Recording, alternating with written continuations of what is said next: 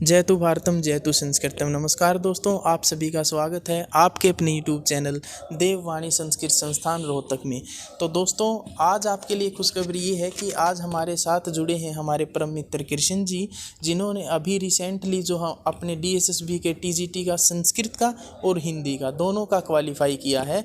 तो आज वो आपके साथ अपना अनुभव साझा करेंगे कि किस प्रकार उन्होंने क्वेश्चन पेपर अटैम्प्ट किया, कहाँ कहाँ उनकी क्या कमियाँ रह गई थी और आप लोगों के लिए विशेष क्या बात है जो आपको ध्यान रख के एग्ज़ाम में आगे बढ़ना है।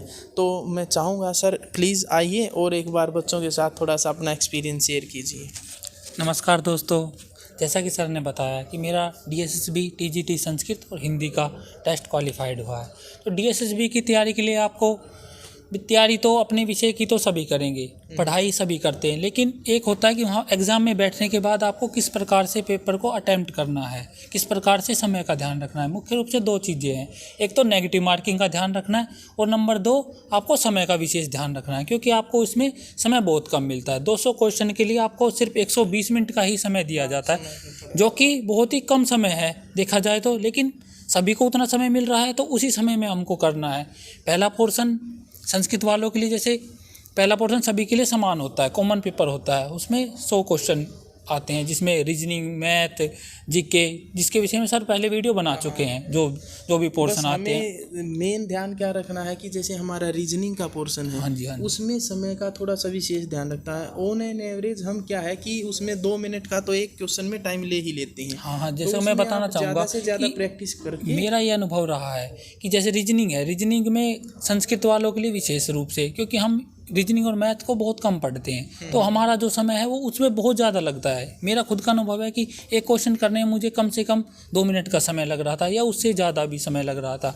तो आपको समय का ध्यान देना है कि आपको जो क्वेश्चन आता है सिर्फ आप उसी क्वेश्चन पर समय लगाएं, अन्यथा आप समय न लगाएं। आपको देखने के बाद 2 सेकंड में पता लग जाता है क्वेश्चन पढ़ते ही कि ये मुझे आता है या नहीं आता। अगर यदि आपको नहीं आता तो आप उसमें और 2 सेकंड भी खराब ना करें, आप स्किप करके अगले क्वेश्चन पे चले जाए, अगला क्वेश्चन करें। रीजनिंग में इसी प्रकार से आप तुक्केबाजी वाला और बताओ सर। हमारे यहाँ ना तुक्के बहुत लगाते हैं बच्चे।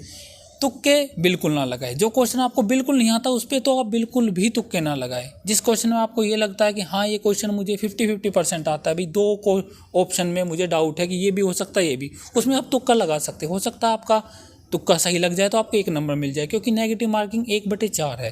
1/4 में आप 2 ऑप्शन पे तुक्का लगा सकते हैं, लेकिन जिसमें आपको ये है कि मुझे बिल्कुल चारों के चारों मेरे लिए नए ऑप्शन है, मुझे एक का भी नहीं पता, तो वहाँ आप बिल्कुल तुक्का ना लगाए, क्योंकि तुक्का लगाने से और पीछे आएंगे। हाँ, जो DSSB ने जब नेगेटिव मार्किंग की है तो उसका मतलब तो यही है कि भाई तुक्केबाज जो हैं वो थोड़ा सावधान रहें। तो तुक्के कम से कम लगाएं, जितना आता है आप उतना ही करें। और दूसरा क्या था कि जो अभी वैकेंसीज हैं DSSB की, अभी आधी से ज़्यादा मेरे ख्याल से खाली गई है। 412 के करीब जो वैकेंसी है वो खाली गई, वो उसमें और भी ऐड होएंगी, है ना। बिल्कुल, उसमें और भी ऐड होनी है, तो 600 के करीब वैकेंसी और आ सकती है, आने के चांस है। आगे भविष्य में वैकेंसी जल्दी ही आएगी, तो उसकी तैयारी आप अभी से शुरू कर दें। ये ना देखें कि भाई एडवर्टाइजमेंट आएगी उसके बाद एडमिट कार्ड आएगा तभी मैं तैयारी शुरू करूंगा। उसकी तैयारी तो एडमिट कार्ड आने के बाद ही शुरू करते हैं। ये बच्चों में विशेष दिक्कत रहती है। हाँ, ये बच्चों में बहुत देखा है, हमने भी देखा है कि बच्चे जब एडमिट कार्ड आते हैं 1 महीना रह जाता है तब तैयारी शुरू करते हैं। उस समय तैयारी करने से ज़्यादा बेनिफिट नहीं होता। आप क्या है 35 से 40 नंबर के बीच में जाके अटक जाओगे, फिर आप ये कहोगे पेपर हार्ड था या कहीं कमी रह गई, उन्होंने कुछ कमी कर दी। वो कमी हमारी होती है, क्योंकि हम तैयारी बहुत कम समय के लिए करते हैं। कम से कम आप 6 महीने तो दें इसको। वो है ना, फिर बिल्कुल जो लाइन है वहाँ पे जाके रुकते हैं। हाँ, बहुत बच्चे देखा है। बहुत ज़्यादा दुख होता है कि ओहो मेरा तो रह गया, पेपर हार्ड था। अरे भाई, पेपर का लेवल ज़्यादा हार्ड नहीं है। आप पेपर की तैयारी थोड़ा सा पहले से तैयारी करें। जो बच्चे 1 महीना तैयारी कर रहे हैं वो 2 से 3 महीने में तैयारी करें।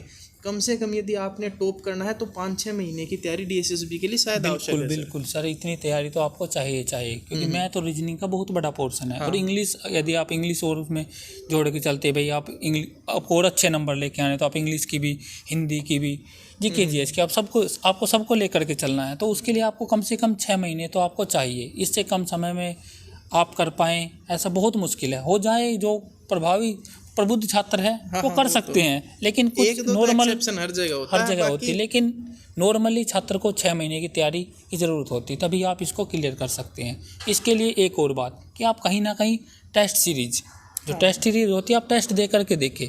प्रतिदिन कम से कम एक टेस्ट अवश्य दें, क्योंकि उससे आपको समय का पता लग जाएगा कि आप एक क्वेश्चन करने में कितना समय लगा रहे हैं। समय बहुत ज़रूरी, समय का ध्यान देना बहुत ज़रूरी है। जैसे जैसे पेपर नज़दीक आता जाए आप टेस्ट सीरीज बढ़ाते जाए, दिन में 2-3 ऐसे टेस्ट अटैम्प्ट करें, और कोई ना कोई एकेडमी जो भी आपके नियर बाय है वो एकेडमी आप ज्वाइन करें, वहाँ से आप कोचिंग ले करके आपको फ़ायदा हो जाता है, क्योंकि वो आपको प्रत्येक विषय के बारे में बिल्कुल गहराई से बताते हैं। आप स्वयं पढ़ेंगे, हो सकता है कुछ आप न कर पाए तो उसके विषय में आपको डाउट रहेगा, लेकिन जब आप किसी अध्यापक के पास जाएंगे तो वो डाउट आप पूछ सकते हैं। तो इसके लिए आप किसी न किसी एकेडमी पे जाए या कोई ना कोई टेस्ट सीरीज ये ज़रूर ज्वाइन करें। रोहतक में जैसे कि अपने भ्राताश्री की एकेडमी है देववाणी संस्कृत संस्थान के नाम से, आप इसे भी ज्वाइन कर सकते हैं। जो आसपास के छात्र हैं वो इसे ज्वाइन कर सकते हैं। अपना क्या है कि ऑफलाइन क्लास के साथ साथ ऑनलाइन मोड भी क्लासेस चलती हैं, तो भाई बच्चे जो भी तैयारी करना चाहते हैं वो जल्द से जल्द हमसे जुड़ें, ताकि क्या है कि आपकी तैयारी अच्छे से हो उसकी। देखिए क्या होता है कि हमारा सर जो पीछे का एक्सपीरियंस है, जैसे नेट के भी बैच चलते हैं, तो बच्चे क्या करते हैं, कुछ बच्चे होते हैं कि जो 3-4 महीने से अपनी तैयारी शुरू करते हैं, बाकी तो मोस्टली बच्चे क्या करते हैं कि 1 महीने पहले आते हैं कि सर अब सिलेबस करवा दो। भाई हम तो सिलेबस करवा देंगे, उसमें क्या है कि आपकी तैयारी अच्छे से नहीं हो पाती।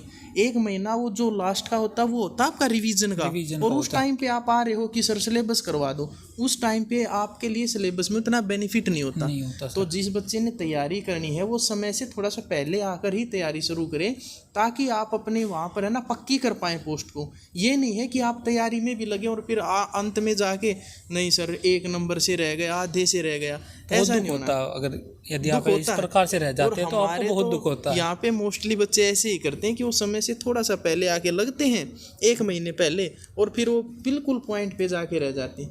तो बच्चों, सभी बच्चे के लिए ये बात है कि आप जल्दी से तैयारी शुरू कर दो।